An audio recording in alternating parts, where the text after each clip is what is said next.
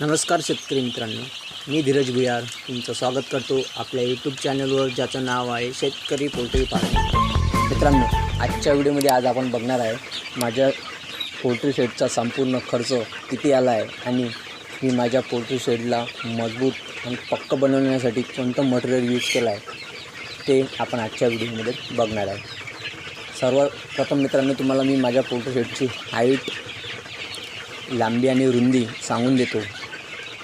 माझ्या पोल्ट्री शेडची लांबी आहे मित्रांनो 16 फूट आणि रुंदी आहे 10 फूट आणि जी उंची घेतली आहे मित्रांनो ती आहे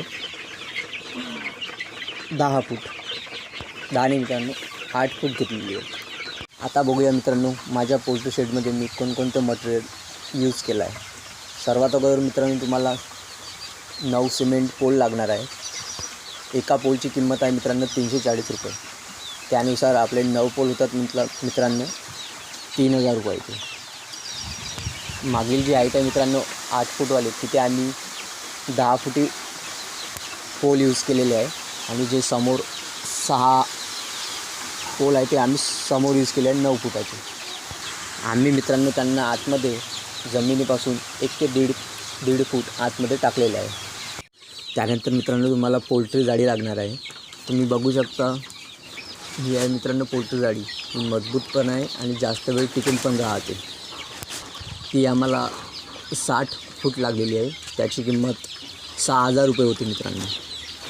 त्यानंतर मित्रांनो तुम्हाला मुर्गा जाळी लागणार आहे. ती तुम्हाला खालून 2 ते 3 फूट लावायची आहे.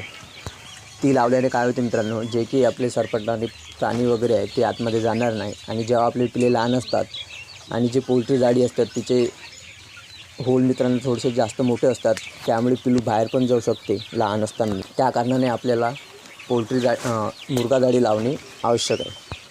त्याचं मित्रांनो एक बंडलच येते 50 ते 60 फुटाचं, ते 400 रुपयापर्यंत होऊन जाते. त्यानंतर मित्रांनो तुम्हाला टिनं लागणार आहे. आम्ही 6 टिनं यूज केलेले आहे मित्रांनो 3 फुटी. ते होते मित्रांनो 6000चे. एक टीन मित्रांनो आम्हाला तो 1000 रुपयाचा पडलेला आहे. आणि मित्रांनो तुम्हाला आयरन पोल लागणार आहे. ते तुम्हाला 3 लागणार आहे टिने फिट करायसाठी आणि सपोर्टिंगसाठी टिनाला. ते होते मित्रांनो 1300 रुपयाचे. त्यानंतर मित्रांनो तुम्हाला सिमेंट बॅग आणि खडांगा लागणार आहे जाळी फिट करण्यासाठी आणि ओटा तयार करण्यासाठी मित्रांनो. ज्यामुळे काय होईल मित्रांनो, ओटा तयार केल्याने पाणी पोल्ट्री फार्मच्या आतमध्ये जाणार नाही.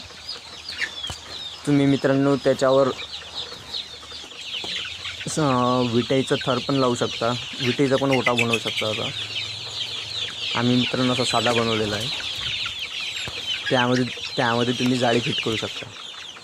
सिमेंट बॅग होते मित्रांनो 360 रुपयाची आणि आपल्याला खडांगा लागलेला आहे एक बंडी 300 रुपयाची.